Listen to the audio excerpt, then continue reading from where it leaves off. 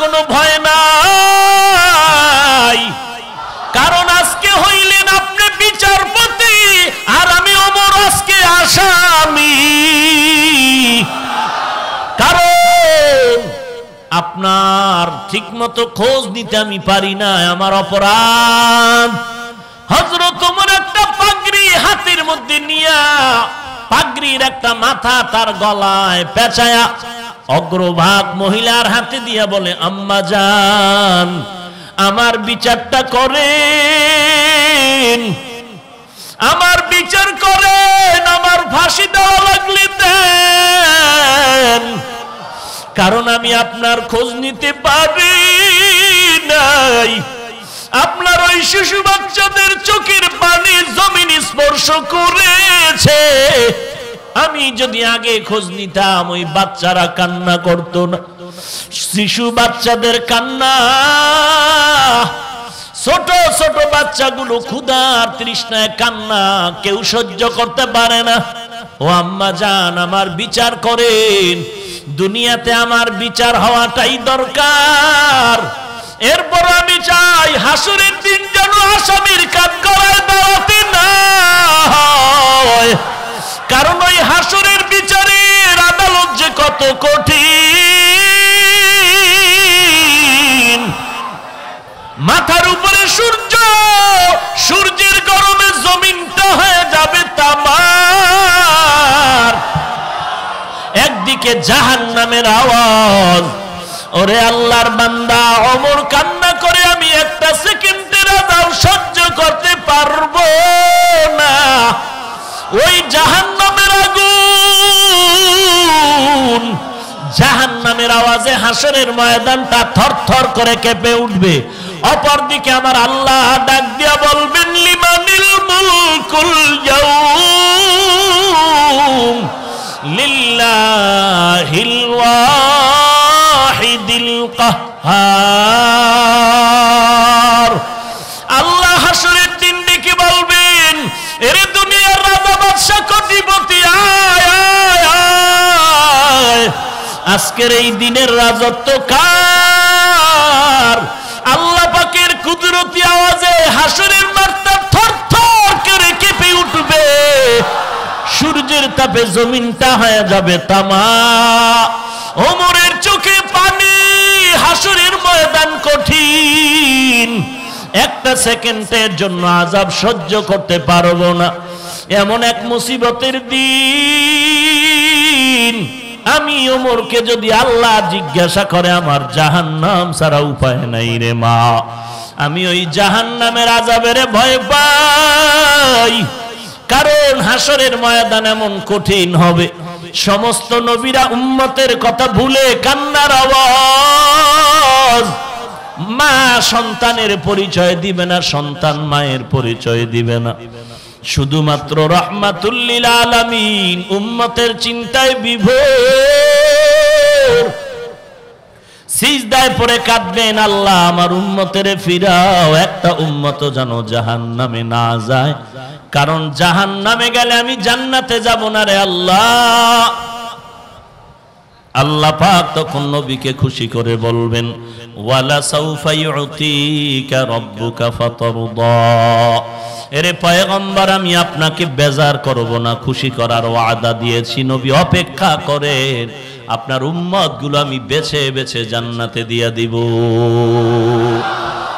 এরে নবীর উম্মতের দল, ওই মুসিবতের দিন যদি বান্দা বাঁচার কোনো নিয়ত থাকে, একমাত্র সুন্নতের আমলের আঁকড়ায় ধরো, আর নবীর মুহাব্বতে, নবীর মুহাব্বত নিয়া নামাজ পড়ন, কোরআন তেলাওয়াত করো, আলেম ওলামাদের সংস্রবে গিয়ে আমলকে সুন্দর করো, মা বাবার খেদমত করো, সুন্নতের আমল করো, গুনাহ থেকে জিন্দেগিটাকে বাঁচানোর চেষ্টা করো। আল্লাহর নবী বললেন, ও দুনিয়ার উম্মতের দল, আমি নবীর আমানত তোমরা ধরে রাখো রে বান্দা।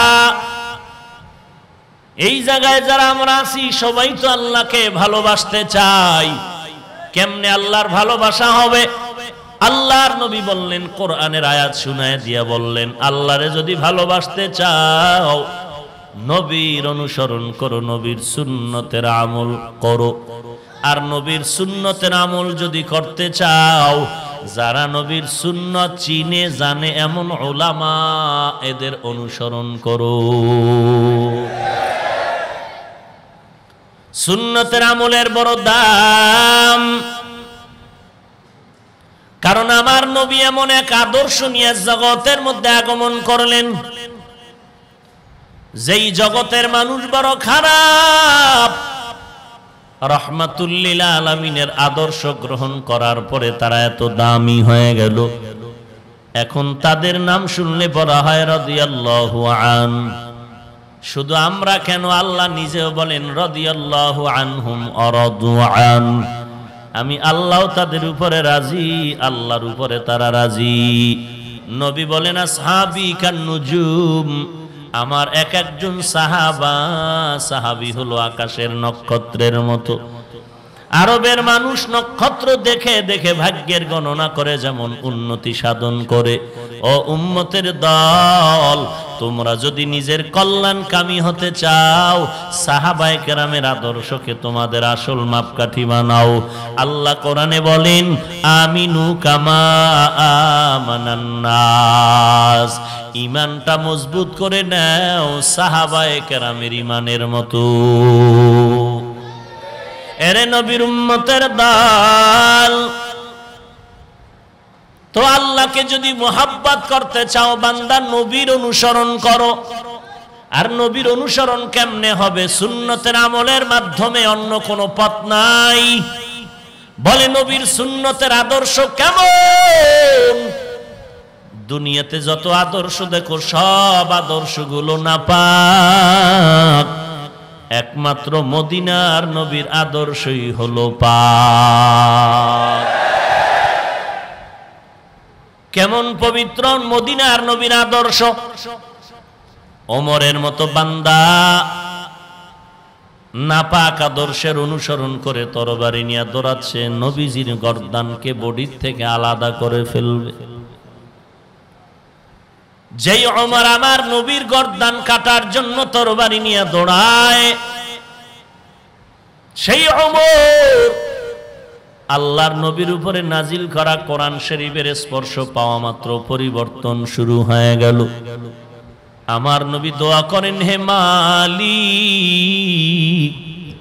মেহেরবানি করে তুমি ওমরকে ইসলামের খাদেম হিসেবে কবুল করে নাও। ওমর এমন ভাবে আল্লাহর দরবারে নবীর দোয়া আরশে আজিম পর্যন্ত চলে গেল। হযরত ওমর সেই তরবারি নিয়ে পয়গম্বরের কাছে গিয়া মাথা নত করে ফেলল। এরে নবীর উম্মতের দল, আল্লাহর নবী বলেন যারা সুন্নতের হেফাজত করবা তাদের কত দাম। قال النبي صلى الله عليه وآله وسلم من تمسك بسنتي عند فساد امتي فله اجر 100 শহীদ। যারা মুসিবতের সময়, যেই সময় একটা সুন্নতের আমল খুঁজে পাওয়া বড় কষ্টকর, এমন একটা সময় যদি নবীর একটা সুন্নতের জিন্দা রাখতে পারো, গলা কাটা 100 শহীদের সওয়াব আল্লাহ দান করবে। এমন একটা জামানা আর কত বছর পরে আসবে? বলে না না, সেই যুগ তো এখনই মাথার উপরে চেপে বসেছে। মানুষ এখন সুন্নত চিনতে চায় না, দস্তারখানের সুন্নত মানুষ বুঝে না, চিনেও না, ঢিলা কুলুকের সুন্নত চিনে না, মেসওয়াকের সুন্নতের খবর নাই। ওরে বান্দা, সমতল জমিনে খানা খাবে, সুন্নতের খবর নাই। এই মুহূর্তে যদি একটা সুন্নতের আমল দাইমি ভাবে চালু করে দাও, 100 গলা কাটা শহীদের সওয়াব আল্লাহ দান করবে। মায়ার নবী বলেন এই সুন্নতের হেফাজত করো। ইমাম মালিক রাহমাতুল্লাহ আলাইহি নবীর কত বড় আশিক, কে সেই ইমাম মালিক? মদিনার জমিনের মধ্যে বান্দা জীবন চালায় কিন্তু জুতা পরে না নবীর মুহাব্বত। কোথায় আমি জুতা পরে হাঁটবো, কোথায় না জানো নবীজির কদম মোবারকের ছোঁয়া লেগেছে। আমি এই জমিনে জুতা মোবারক, জুতা পায়ে হাত দিয়া হাঁটতে পারবো না। এই ইমাম মালিক বলে, ও দুনিয়ার উম্মতে মুহাম্মদীরা, সুন্নতের আমলওয়ালার দাম কত জানো? নূহ নবীর যুগে মহাপ্লাবন শুরু হয়ে গেল, বিশাল মুসিবত, তুফান আর তুফান, চতুর্দিকে পানি আর পানি, বাঁচার কোনো উপায় নাই, ঘর বাড়ি সব ধ্বংস হয়ে যাচ্ছে। এমনকি নূহ নবীর সন্তান কেনানও ধ্বংসের পথে চলে যাচ্ছে। ওই ইমাম মালিক বলেন, এই সময় ওই মানুষগুলো নাজাত পাইল যারা নূহ নবীর কিস্তির উপরে চড়ে বসলো। নূহ নবীর কিস্তির উপরে যারা উঠলো তারা নাজাত প্রাপ্ত হয়ে গেল, তুফান থেকে তারা পরিত্রাণ পেয়ে গেল। এরে উম্মতে মুহাম্মদীর দল, যেই সময় তোমাদের উপরে জাহান্নামের প্রতিযোগিতা চলবে, যেই সময় উম্মতেরা তোমাদের উপরে গুনাহের মেঘ কালো অন্ধকার হয়ে তোমাকে গ্রাস করে ফেলবে, চতুর্দিকে জাহান্নামের তুফান, নেক আমল করার উপায় নাই, চতুর্দিক থেকেই বিপদ আর বিপদ, মসজিদের মধ্যেও বিপদ। বান্দা টুপি মাথায় দিয়েও শান্তি নেই, বলে এই কালারের টুপি দিলি কেন, ওই কালারেরটা দিলি না কেন। বান্দা নামাজে দাঁড়াইয়াও শান্তি নাই, বলে বুকে হাত বাঁধলি কেন, নাবির নিচে বাঁধলি না কেন, নাবির নিচে বাঁধলি কেন, বুকের উপরে বাঁধলি না কেন, আলহামদুর উপরে জোরে আমিন বললি না কেন। বান্দা এমন এক বিপদের মুহূর্তে চলে আসে। ইমাম মালিক বলেন, এমন সময় যদি তোমরা সুন্নতের কিস্তিতে উঠতে পারো, মহাপ্লাবনে যেমন নূহ নবীর কিস্তির মধ্যে আরোহিত বান্দা বান্দিরা যেমন নাজাত পেয়ে গেল, তোমরা বিপদের সময় যদি নবীর সুন্নতের মালাটা গলায় লাগায় দাও, কোনো বেঈমান তোমার ঈমান কেড়ে নিতে পারবে না, বরং আমার আল্লাহ ফেরেশতা দিয়া তোমাকে হেফাজত করে জান্নাতে নিয়ে যাবে। এরে নবীর উম্মতের দল, রহমাতুল লিল আলামিনে রেখে যাওয়া আমানত সুন্নতের আমল দুনিয়ার কোন বিদুর্মীরা করবে না। এই আমানত রক্ষা করতে হবে তোমার আমার। নবী বলেন, যেই বান্দা নবীর সুন্নতের হেফাজত করবা, এরে বান্দা, মান হাফিজা সুন্নতি আকরামাহুল্লাহু তাআলা বিআরবা'i খিসাল। নবী বলেন, যারা আমার সুন্নতের হেফাজত করবা, আল্লাহ তাআলা তোমার মর্যাদা বাড়ায়া 4টা নেয়ামত দিয়ে দিবেন। 4টা নেয়ামতের দ্বারা তোমার মর্যাদা আল্লাহ বাড়ায় দিবেন। কয়টা নেয়ামত? ওই নবীর সুন্নাত আজকে মুসলমানের ঘরে নাই, বলতে গেল রাগ করে। এরে নবীর আশিক উম্মতের দল, নবীজির সুন্নতের আমল যদি করো, 4টা নিয়ামতের দ্বারা আল্লাহ পাক তোমার মর্যাদা বাড়ায় দিবেন। 1 নাম্বার, সুন্নতের আমল যদি করতে পারো, নেক আমলওয়ালা আল্লাহওয়ালার অন্তরে তোমার প্রতি ভালোবাসা আল্লাহ তৈরি করে দিবে। নেক আমলওয়ালারা তোমাকে মুহাব্বত করবে, তোমাকে ভালোবাসবে একমাত্র সুন্নতের আমলের কারণে।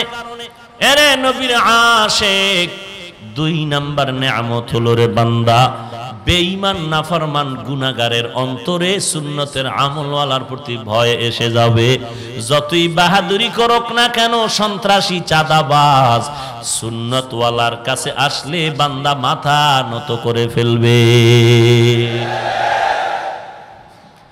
এরে নবীর উম্মতের দল, ওমর ফারুক রাদিয়াল্লাহু তাআলা আন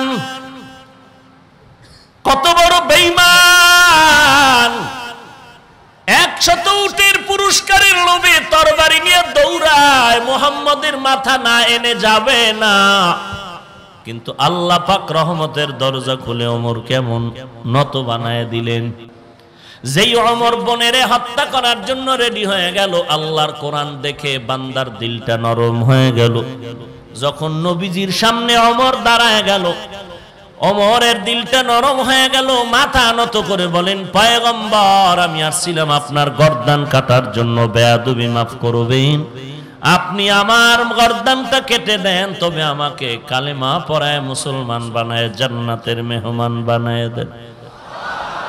রাহমাতুল লিল আলামিন ওমরের হাতের সাথে নবীজির হাতটা যখন লাগিয়েছেন, অ্যাকশন শুরু হয়ে গেল। রাহমাতুল লিল আলামিনের নেক নজর পড়ে গেল, ওমরের মধ্যে পরিবর্তন শুরু হয়ে গেল।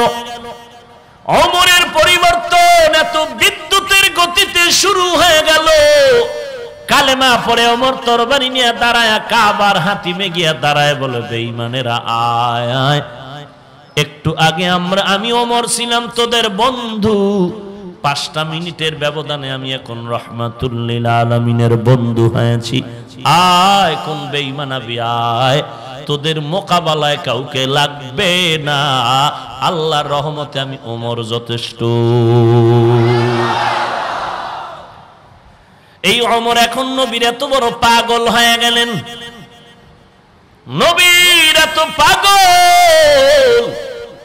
রাহমাতুল লিল আলামিন বলেন, ওমর তুমি আমাকে কি পরিমাণ মোহাব্বত করো? ওমর বলে, আমার আত্মীয় স্বজন থেকে মোহাব্বত করি। বলে জীবন থেকে? বলে না না। নবী বলেন, এখনো কামেল ঈমানওয়ালা হতে পারো নাই। যদি কামেল মুমিন হতে চাও, নিজের জীবন থেকেও আমি নবীকে মোহাব্বত করতে হবে। 1 সেকেন্ডের মাথায় ওমর ডাক দিয়ে বলেন, আল্লাহর কসম আমি ওমর আমার জীবন থেকেও আপনাকে মোহাব্বত করি। এরে নবীর উম্মতের দল, সেই ওমর নবীর কেমন হাসে, কেমন পাগল। নবীজির একটা সুন্নতের আমল দুর্বল হয়ে যাক, সহ্য করে নিতে পারে না ওমর। আল্লাহ তাআলা তাকে এত সম্মানিত করেছেন, বেঈমানেরা দেখলে ওমরের সামনে আসলে মাথা নত হয়ে যায়। ওমরের হত্যা করার জন্য দুশমন পেছনে ঘুরে তরবারি নিয়ে জায়গা পায় না, কেমনে করবে। হঠাৎ করে খবর শুনলো ওমর একটা খালি ময়দানে হাতের বালিশ বানায় ওমর ঘুমায়, বলে এই সুযোগে হত্যা করতে হবে। দুশমন তরবারি নিয়ে আগায়, 1 কদম সামনে যায় আর 1 কদম পেছনে যায়, ভয় লাগতেছে কি না জানি কি হয়ে যায়।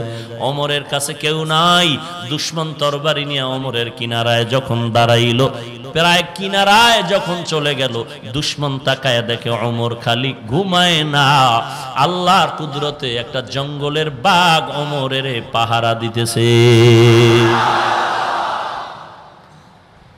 বাঘ দেখে দুশমনের শরীরে কম্পন শুরু হয়ে গেল, তরবারিটা বের করেছে, ওমরের হত্যা করবে।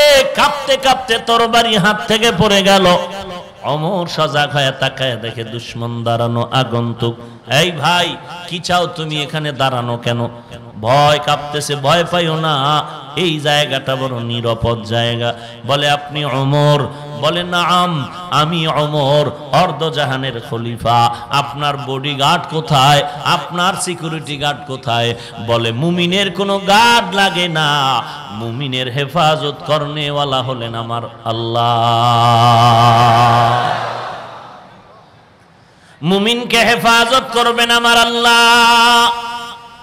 এর নবীর আশিক ওই বান্দা তওবা করে পা জড়ায় কান্না করেন আর বলেন, আমাকে তওবা করায় দাও, আমি আর বুঝতে পারি নাই, আমাকে তুমি তওবা করায় দাও, আমি কালেমা পড়ে মুসলমান হয়ে যাব। সেই ওমর নবীর হাতের ছোঁয়াপে এত দামি হয়ে গেল। ওরে বান্দা, সেই ওমর নবীর এত বড় আশিক, অর্ধজাহানের খলিফা হযরত ওমর। দিনের বেলা মানুষের বিচার করে, রাতের বেলা মানুষের বাড়ি বাড়ি ঘুরে ঘুরে খোঁজ খবর নেয় কার কি হালাত। হযরত ওমর খোঁজ খবর নিতেছেন কার কি হালাত। কি ওখানে কি সমস্যা? কি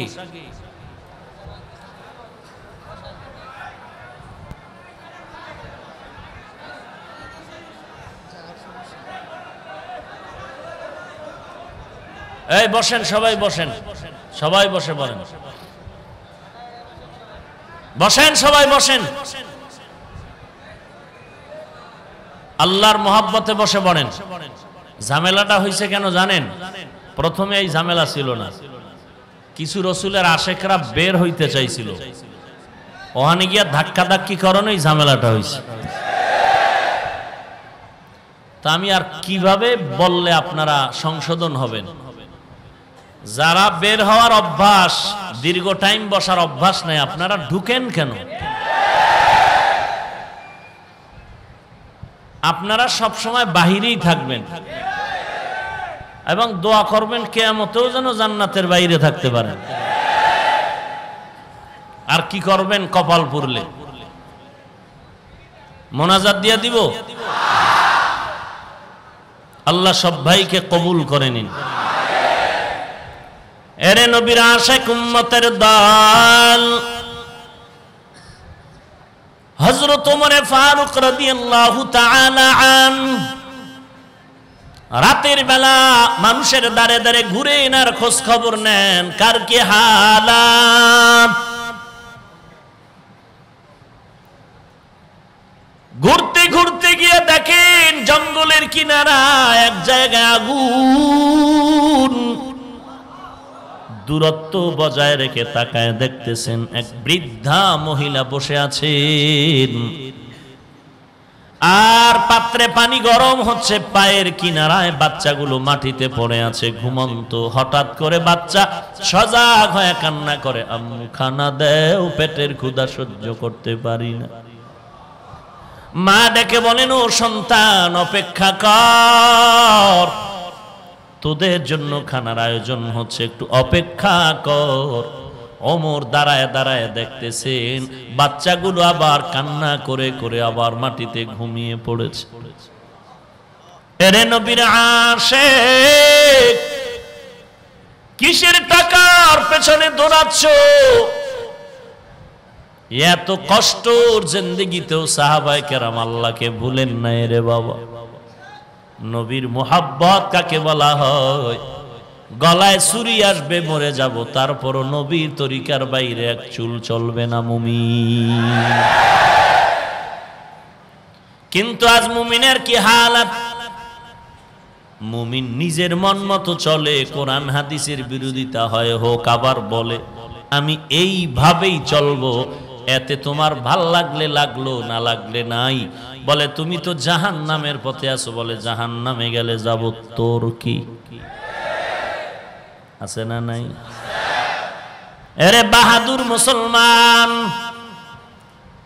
তুমি কি পরিমাণ বাহাদুর হয়েছো? নমরুদ, হামান, কারুন, ফিরাউনের থেকে বড় বাহাদুর তো হতে পারো নাই। আল্লাহ পাক এত বড় বড় বেঈমানদের ধ্বংস করার জন্য বিশাল কোন বাহিনী লাগে নাই। লোহিত সাগরের পানিতে চুবানি খেয়ে ফেরাউনের সব ধ্বংস হয়ে গেল। একটা অসুস্থ মশার মাধ্যমে নমরুদের জিন্দেগি শেষ হয়ে গেল। ওই আল্লাহ নাই? মশা আছে না নাই? ধ্বংস করতে সময় লাগবে? কিসের অহংকারী করো ভাই? আমি মাঝে মাঝে বলি, ও মুসলমান, তুমি নরসিংদী জেলার মাধবদী এলাকায় বসবাস করো, শেখের চর এলাকার তুমি একজন ধনী দাবি করতেছ। তোমার মতো ধনী মাধবদী আর এই শেখের চরে কেউ নাই। তোমার এই বাহাদুরি নরসিংদী জেলায় গেলে টিকবে না। ওখানে তোমার থেকে বড় বাহাদুর বয়ে বয়ে গাঞ্জা খায়, তুমি না বিড়ি টানতেছ। নরসিংদী জেলার বাহাদুর সাহেব, তোমার বাহাদুরিও ঢাকা জেলায় টিকবে না। কারণ ঢাকা জেলার মধ্যে যারা বড় বড় বাহাদুর, এরা মদের বোতল নিয়ে দৌড়াচ্ছে। ঢাকার বাহাদুর, তোমার বাহাদুরি ভারতে টিকবে না। ভারতওয়ালা বাহাদুর আরো কত কিছু নিয়ে দৌড়াচ্ছে। ভারতের বাহাদুর, তোমার টাকার গরম আমেরিকায় টিকবে না রে বাবা। আমেরিকা, লেবানন, রাশিয়া, বেঈমানের সব বাহাদুরের বাহাদুরি আমার আল্লাহর দরবারে টিকবে না। কোটি টাকার মালিকে দেখো অভাব হয় না দূর, গরিবে ঘুমায় আরাম করে মনটা বাহাদুর। ফেরাউনের লাশটা দেখো মিশর জাদু ঘরে, খায় না মাটি পোকা মাছি সবাই ঘৃণা করে। হৃদয়ে থাকিবে যার নম্রতা সদা, রহমত আসিবে সেথা প্রভুর আদা। বড়র বাড়াই থাকলে দিলে রহমত আসবে না, নিজেকে নিজে ছোট মনে করিও সদা। উঁচু জমিন থেকে পানি নিচু জমিনে যায়, তেমনি খোদার রহমত আসে নম্রতার হৃদয়। ভোগবিলাসের বাড়ি গাড়ি পরে রবে সব, থাকতে সময় স্মরণ করো আল্লাহ আমার রব। থাকতে সময় স্মরণ করো আল্লাহ আমার রব। কে আমাদের রব? আরো মুহাব্বতে বলেন, ইন্নাল্লাযীনা ক্বালু রাব্বুনাল্লাহু সুম্মা ইসতাকামু ফালা খাউফুন আলাইহিম ওয়ালা হুম ইয়াহজানুন।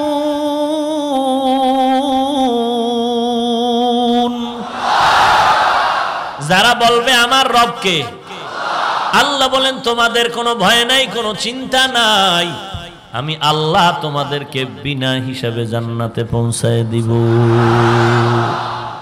ওগো নবীর উম্মতেরা হয়ে আজি দিশাহারা,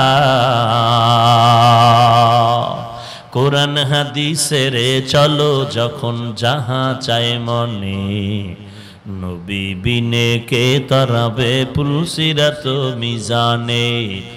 নবী বিনে কে তরাবে পুলসিরাত মিজানে। চলো চলো চলো মুমিন চলো নবীর সন্ধানে, নবী বিনে কে তরাবে পুলসিরাত মিজানে। নবী আমার জীবন ভরে দিনের লাগি কষ্ট করে, দান দান শহীদ করিলেন অহুদেরই ময়দানে।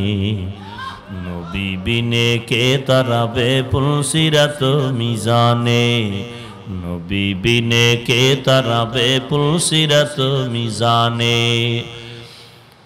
এমন এতিম নবী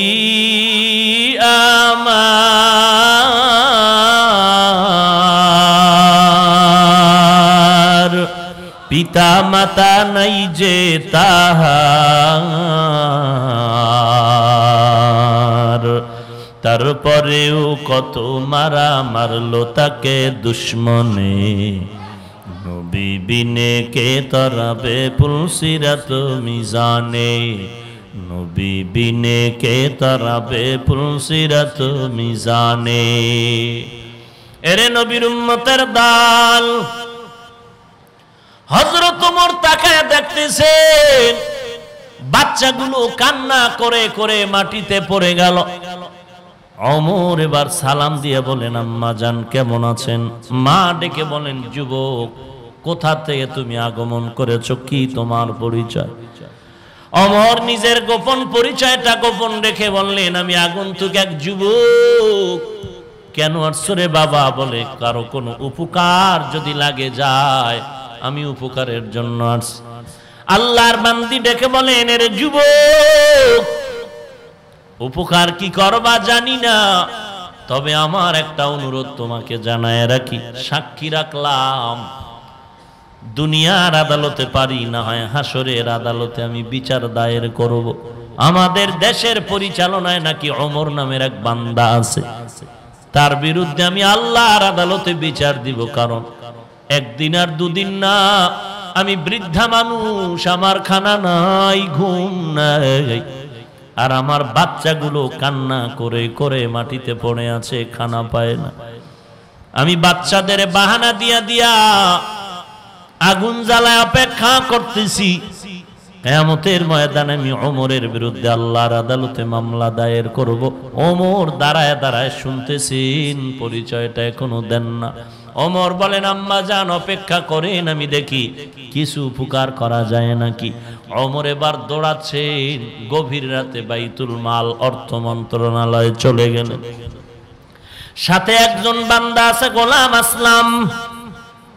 বাইতুল মাল অর্থ মন্ত্রণালয়ে গিয়া আটার বস্তা রেডি করে ওমর ডাক দিয়ে কয়, রে আসলাম, আটার বস্তা আমি ওমরের মাথায় তুলে দাও। আসলাম চোখের পানি ছেড়ে বলেন, খলিফাতুল মুসলিমিন, অর্ধ দুনিয়ার বাদশাহ, আপনার মাথায় আটার বস্তা উঠবে, এটা কেমন কথা? আমার মাথায় দেন। ওমর চোখের পানি ছেড়ে কান্না করে। ওমর ডাক দিয়ে কয়, আসলাম তুই কি চাও কিয়ামতের ময়দানে আমি আল্লাহর জবাবদিহিতার আসামির কাঠগড়ায় দাঁড়াবো? বলে না, চাই না। ওমর বলে, তো আমার দায়িত্ব আমাকে পালন করার সুযোগ দাও। আসলাম নিরুপায় হয়ে খলিফাতুল মুসলিমিন ওমরের মাথায় আটার বস্তা তুলে দিয়েছেন। গভীর রজনীতে ওমর আটার বস্তা নিয়ে হাঁটতেছেন, আর গোলাম আসলাম পেছনে পেছনে অনুসরণ করে হযরত ওমর এই বৃদ্ধা মহিলার ঘরের কিনারায় গিয়া ডাক দিলেন, আম্মা যান, একটু ভেতরে চলে যান। মহিলা ভেতরে চলে গেল। ওমর আটার বস্তা নামাইয়া চুলার কিনারায় বসে ওমর নিজ হাতে আটার খামির বানায় নিজ হাতে রুটি বানানো শুরু করলেন। ওমর রুটি বানায় বানায় বলে, আম্মা জান, এই রুটিগুলো আমি রেখে গেলাম আর আটাও রেখে গেলাম, নিজেও রুটি খান, বাচ্চাদেরও রুটি দেওয়ার ব্যবস্থা করেন। আটা শেষ হওয়ার আগে আবার খোঁজ নেওয়ার চেষ্টা করব। হে আম্মা জান, এরে নবীর উম্মতের দল, নিজে আরামে ঘুমাও রে টাকাওয়ালা ভাই, গরিবের দরদ বুঝলি না রে মুমিন। গরিব কত কষ্টের জিন্দেগি চালায়। আমরা তো দেখি কত গরিব মাদ্রাসায় লেখাপড়া করে, গরিব সন্তান, বাবায় রিকশার ড্রাইভার, বাবায় মানুষের বাড়ি বাড়ি কাজ করে টাকা পায়, বেতন নেয়, ওই বেতনের অংশ মাদ্রাসায় দেয়। দেখা হলে হাতটা ধরে দোয়া চায় আর কান্না করে, হুজুর রিকশার ড্রাইভারি করি হুজুর, ঠিক মতো ঘরে খানাও চলে না, তারপরও আপনাদের মোহাব্বতে আমার সন্তানটারে মাদ্রাসায় দিয়েছি, একটু দোয়া করবেন আল্লাহ পাক যেন ইলমের নূর আমার সন্তানরে দান করে ভালো আলেম বানায় দেয়। এরে নবীর উম্মতের দল, কোটি কোটি টাকা তুমি ডানে বামে খরচ করতেছো, কোরআনওয়ালার পেছনে টাকা চাইলে তোমার দিতে বড় ইতস্ত হয়, প্রশ্ন আসে। এরে নবীর উম্মতের দল, কই যাবি টাকা নিয়ে? বাড়ি ঘর করে কোথায় যাবি রে মুমিন? যদি আজরাইল এসে তোমার জীবনটারে নিয়ে যায়, রাতটাও তোমারে তোমার স্ত্রী তোমার সন্তানেরা ঘরের মধ্যে রাখবে না, বলবে তাড়াতাড়ি ঘরের থেকে লাশটারে নামায়া দাও। তোমার লাশটারে নামাইয়া গায়ের জামা গেঞ্জি বেলে দিয়া কেটে কেটে রাখবে তোমার সন্তান।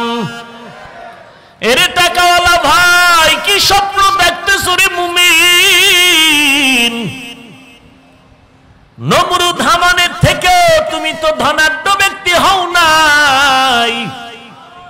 কই গেল নমরুদ হামান? কই গেল কোটিপতিওয়ালারা? এরে বান্দা, কিসের পাগলামিতে পড়েছো? ওই বাড়ি গাড়ির থেকে তোমার সন্তানেরা নামায় দিবে।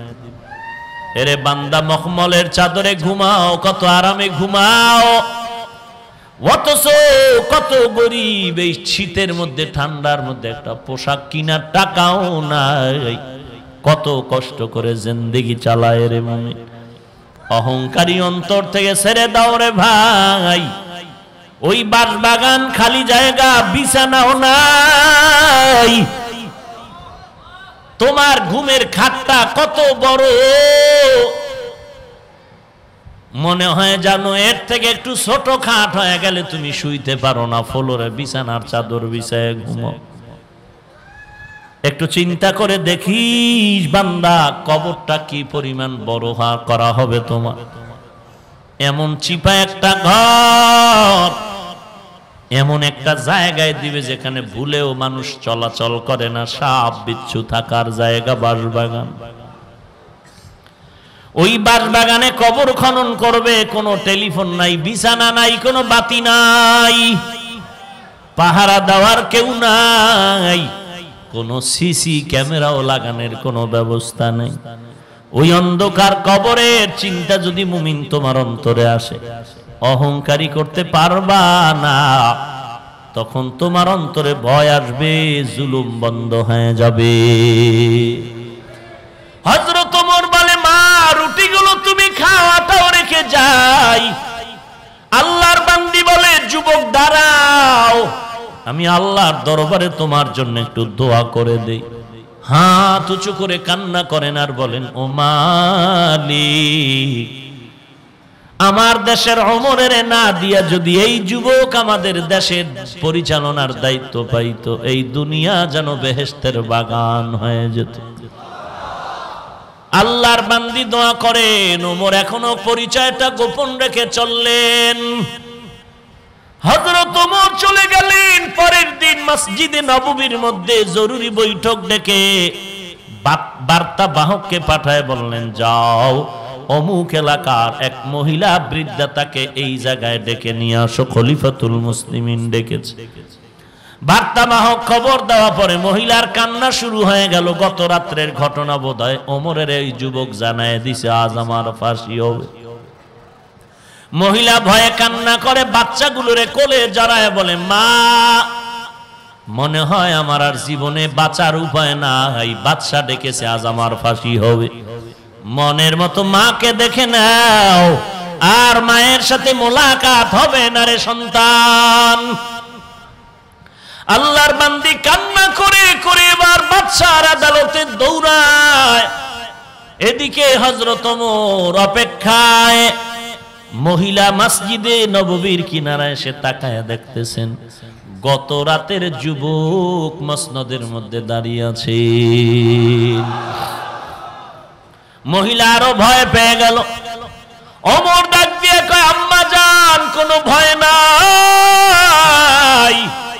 কারণ আজকে হইলেন আপনি বিচারপতি, আর আমি ওমর আজকে আসামি।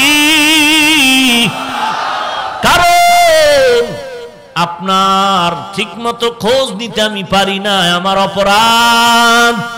হযরত ওমর একটা পাগড়ি হাতের মধ্যে নিয়া, পাগড়ির একটা মাথা তার গলায় পেঁচায়া অগ্রভাগ মহিলার হাতে দিয়া বলে, আম্মা জান, আমার বিচারটা করেন, আমার বিচার করেন, আমার ফাঁসি দেওয়া লাগলে দেন, কারণ আমি আপনার খোঁজ নিতে পারি নাই।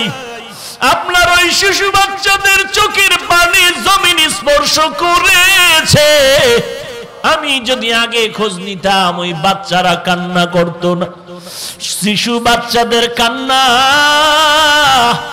ছোট ছোট বাচ্চাগুলো ক্ষুধার তৃষ্ণায় কান্না কেউ সহ্য করতে পারে না।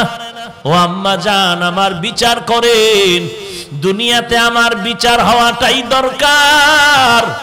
এরপর আমি চাই হাসরের দিন যেন আসামির কাঠগড়ায় দাঁড়াতে না হয়, কারণ ওই হাসরের বিচারের আদালত যে কত কঠিন।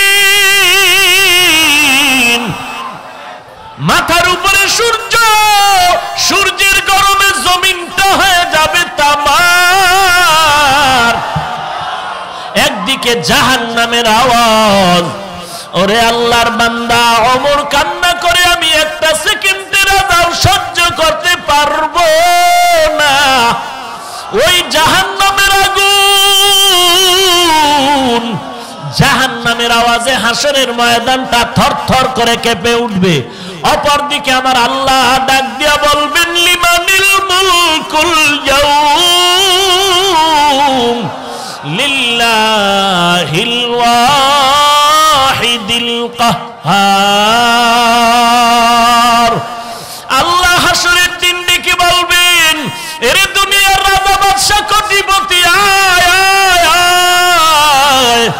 আজকের এই দিনের রাজত্ব কার? আল্লাহ পাকের কুদরতি আওয়াজে হাসরের মাঠটা থরথর করে কেঁপে উঠবে, সূর্যের তাপে জমিনটা হয়ে যাবে তামা, ওমরের চোখে পানি, হাসরের ময়দান কঠিন, একটা সেকেন্ডের জন্য আযাব সহ্য করতে পারবো না, এমন এক মুসিবতের দিন। আমি ওমরকে যদি আল্লাহ জিজ্ঞাসা করে, আমার জাহান্নাম ছাড়া উপায় নাই রে মা, আমি ওই জাহান্নামের আযাবের ভয় পাই, কারণ হাসরের ময়দান এমন কঠিন হবে, সমস্ত নবীরা উম্মতের কথা ভুলে কান্নার আওয়াজ, মা সন্তানের পরিচয় দিবে না, সন্তান মায়ের পরিচয় দিবে না, শুধুমাত্র রাহমাতুল লিল আলামিন উম্মতের চিন্তায় বিভোর, সিজদায় পড়ে কাঁদবেন, আল্লাহ আমার উম্মতের ফিরাও, একটা উম্মত যেন জাহান্নামে না যায়, কারণ জাহান্নামে গেলে আমি জান্নাতে যাব না রে আল্লাহ। আল্লাহ পাক তখন নবীকে খুশি করে বলবেন, ওয়ালা সাউফা ইউতিকা রাব্বুকা ফাতারদা, এরে পয়গম্বর আমি আপনাকে বেজার করব না, খুশি করার ওয়াদা দিয়েছি, নবী অপেক্ষা করেন, আপনার উম্মতগুলো আমি বেছে বেছে জান্নাতে দিয়ে দিব।